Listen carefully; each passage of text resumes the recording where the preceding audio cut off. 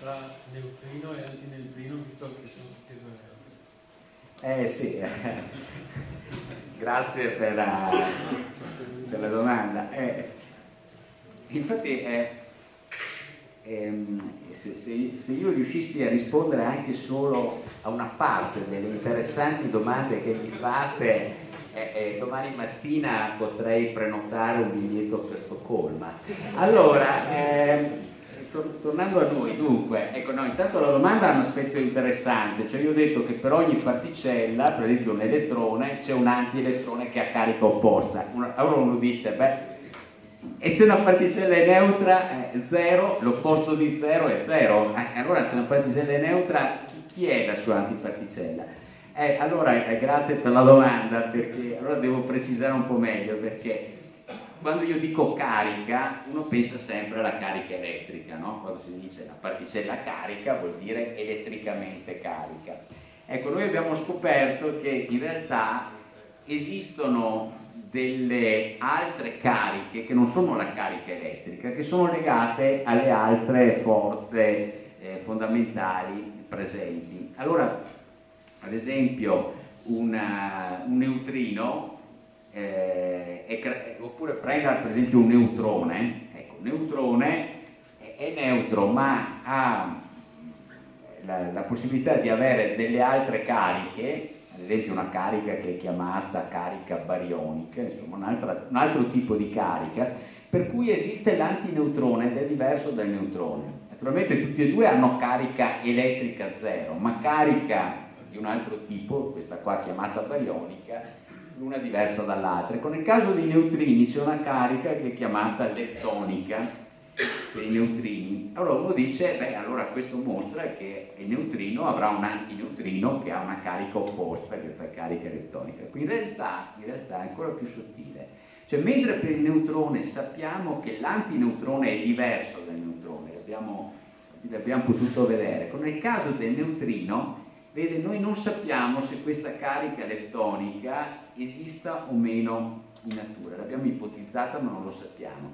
Se non ci fosse, o meglio se fosse violata in natura, allora potrebbe essere che l'antineutrino coincida proprio con il neutrino.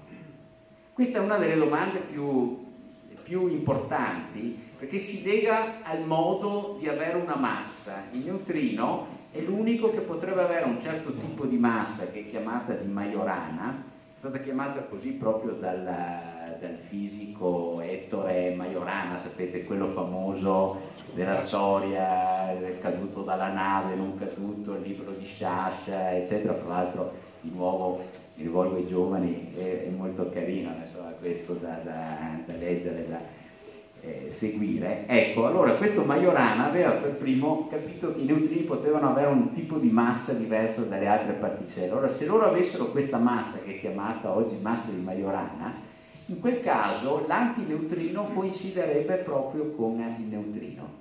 Oggi noi abbiamo più di un esperimento nel laboratorio del Gran Sasso.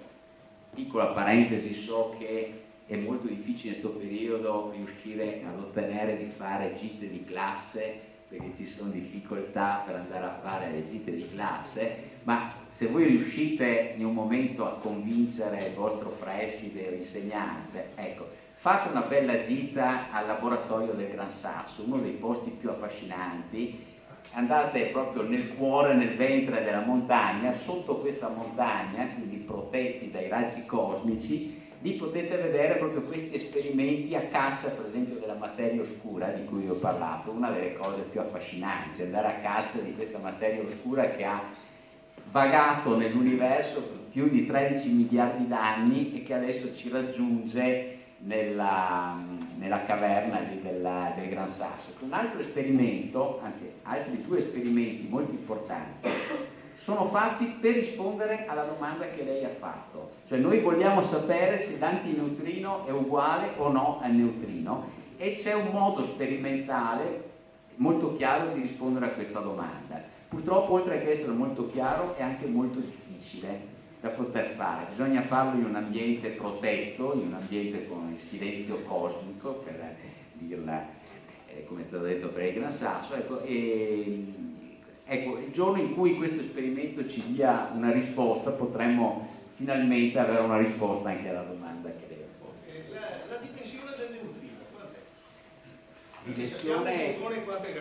Dimensione in termini di massa? Le dimensioni proprio, sappiamo che un fotone può essere 1 centimetro, 10 centimetri su fronte d'onda, sarà ma quant'è il neutrino? Guardi, di nuovo è una buona domanda, nel senso che vabbè, la lunghezza d'onda diciamo dipende dalla massa, quindi dalla massa alla lunghezza d'onda è un po' la stessa cosa. Il problema è che per i neutrini noi sappiamo che hanno massa, ma se lei mi chiede quanto vale la massa di un neutrino, io gliela so dire per tutti quei mattoni fondamentali che erano scritti da prima, ma per i neutrini le so dare solo le differenze di massa tra un neutrino e l'altro, ma non sappiamo quanto sia la massa di un singolo neutrino. Quindi questa è un'altra delle domande che ci stiamo facendo, e di nuovo qui ci sono degli esperimenti proprio per rispondere alla domanda e quindi all'onda, diciamo, che è associata al neutrino. Grazie ancora professore, io dico che lo invitiamo ancora.